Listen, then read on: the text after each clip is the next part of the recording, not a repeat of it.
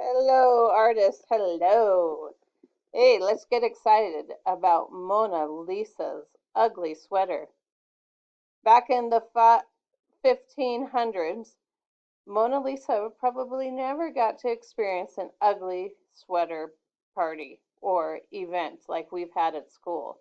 So we're bringing up Mona Lisa to 2020 with this ugly sweater event. And in the process, we are also going to talk about some of our key words. Key words today are creepy view. We know Mona Lisa always has that creepy look when she's watching us with her eyes, tacky sweater, and magical background. Those are our key words today. I don't know if you guys knew this about the Mona Lisa, but she was also, not only was she a wife, but she was also a mother of six. Today, to start, if you guys have a CD or a lid to trace, that's just to help us with the size of Mona Lisa's head. That will be a great tool for you. It is not necessary, but a great tool. You will also need a pencil, a Sharpie if you have one, and something to color with. Crayons, markers, colored pencils, whatever you have. If you only have a pencil and a Sharpie, then use that. You want to make sure you have a blank piece of paper either in your sketchbook, or you can do this on one of those blank sheets that I sent home. It's up to you. Make sure you have a fresh piece of paper.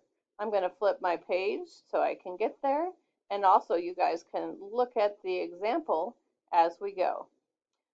So you want to start with your lid in the center of your page. Do this lightly because this is only a guide to help us with the size. We don't want to make Mona too small or it's going to be really hard to do her sweater. At the top of your circle, you're just going to add a little line, a slightly curved line, maybe about a finger width from the top, and do the same to the bottom. Next, we're going to draw a line straight down, and it's gradually going to curve just a little bit at the end before it reaches that line, and then curve up like a backwards J. Now you guys please remember, stop this video at any time if I'm going too fast. Now this one took me quite a while to get it right, and don't be surprised if you're adjusting these lines as you go. So do it lightly because I know I erased a lot. All right, next we're going to do the neck lines. So let's start with this side. Draw a little line down to the bottom of your circle and draw the other line. It's going to be a little farther out than the first line because when we do the creepy view, which is really 3/4 view, you're going to see more of the neck on the right side because her body's slightly turned. Then we're going to draw the shoulders down with a little curve. Okay. Now this 3/4 view, Leonardo was ahead of his time. This was unusual. Usually they only did frontal view and profile view.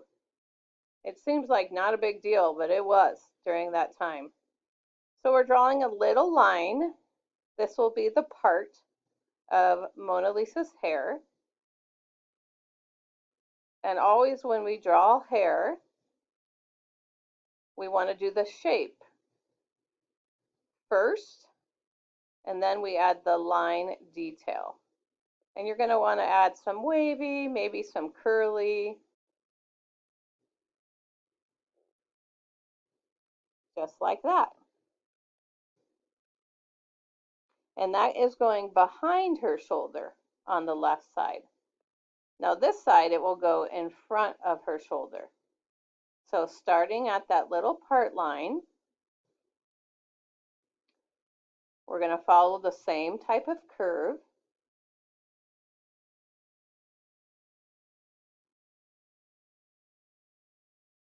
Now what's interesting about the Mona Lisa is people thought her hair was all down, which is really scandalous. Women did not wear their hair down at that time. But what I think and what historians have said, well, it's just really the two front parts of her hair that are down, and then the back is really up in a bun. So I'm just adding some more lines to make that hair a little thicker.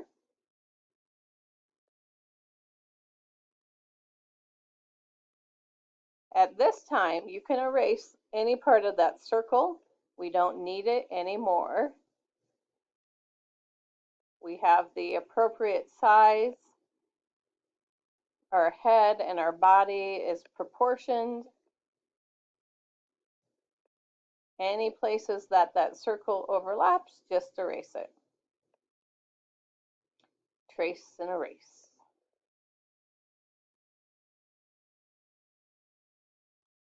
Okay. Brush those crumbs right off. All right, next we are going to do that little line. If you look at the original, you'll see a little faint line across her forehead. At one time, they just thought that what might have been a suggestion of a wig. But what we have found out, and historians have found out that have revived the Mona Lisa or been able to look at it with new technology, is that it was actually like a shawl over her head. Her husband was a silk merchant, so she had all sorts of access to fabrics, and she had a shawl, like a chiffony type shawl, that went over her head and actually draped around her neck and over her sleeve. Through time, 500 years is a long time, and with the type of paints Leonardo used, the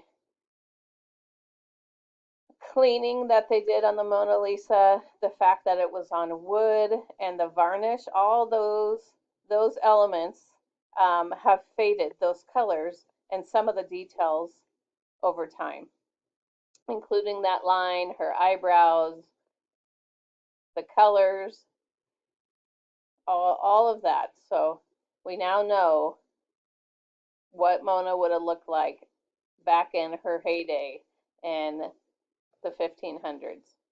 Okay, about halfway down from that line to the chin line is where you're going to do your eyes. And the first eye, we're just keeping it simple with a slightly curved line. You want to make sure you don't angle it too much because she will look angry if you have too much of a diagonal. So just a curved line. And then we're going to add the nose line. Now that's what's nice about a 3/4 view, is that the nose is pretty simple. And I guarantee I will be adjusting that nose later. I want to do a curved line on this side, similar to my first one. I want them to be very close in size. And then I'm going to add the semicircle for our eyeballs. And on the right eye, it's going to be in the center. On the left eye, it's going to be closer to the bridge of the nose. And that's going to help give Mona the appearance that her head's slightly turned, but her eyes are still looking at me. Now the pupil on the left is going to be closer to the bridge of the nose, and the pupil on the right eye is going to be directly in the center. But let's go ahead and go down to the mouth. The mouth is really simple. In fact, you could just do a line just like that with a slight turn to show her smirk, but I just did a wavy line, a straight line, and then the curved line at the bottom. And I just shorten that a little bit, just turn up the end and add a little smile line.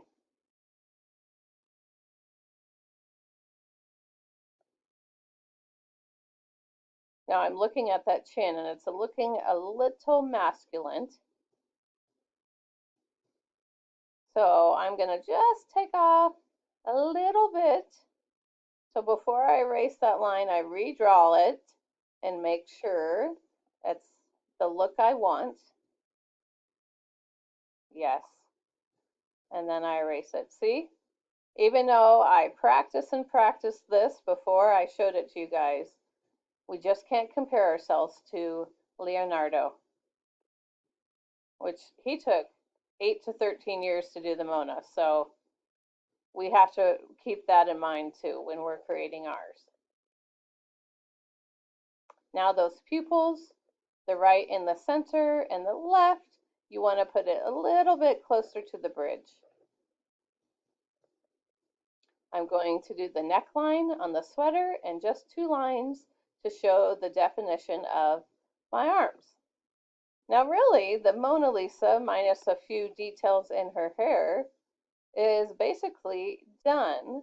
But now the fun comes in creating this ugly sweater. The ugly sweater could be holiday themed, or it could just be ugly. And what I mean by ugly is I don't mean scribbles and a horrible job and just holes everywhere. That's not what I mean. An ugly sweater really represents multiple patterns, multiple details. It's really gaudy is a good way. Tacky. So think lines, and that's how I start. I do a lot of lines to separate.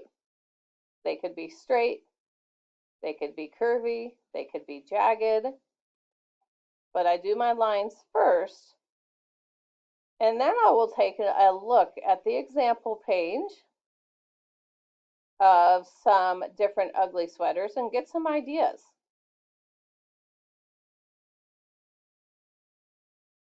I like to also add details like pom-poms or bells or tinsel. Just think about how outrageous. My grandma had many ugly sweaters, but she didn't really think they were ugly at the time. But they had bears and hearts and bunnies. I'm going to make sure a lot of patterns in this ugly sweater, and I want you guys to do the same. Even though we're creating this unique sweater, we have to think about it like artists. And we know good quality work is always great to look at.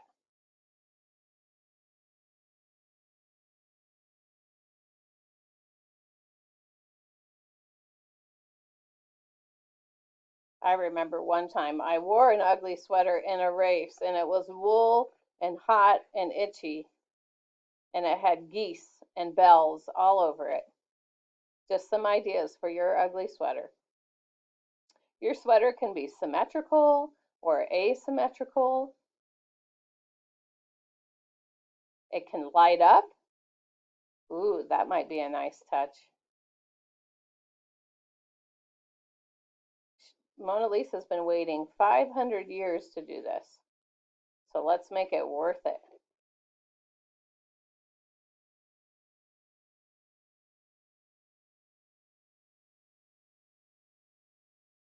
Okay. So we're at the point where outlining would work. If you don't have a Sharpie, then don't worry about outlining. But I also want you to think about the background. Now, Mona Lisa, Leonardo's original background, remember our third key word is magical background. It was, his background in the original Mona Lisa was a fantasy type background. It wasn't a real place. In fact, the historian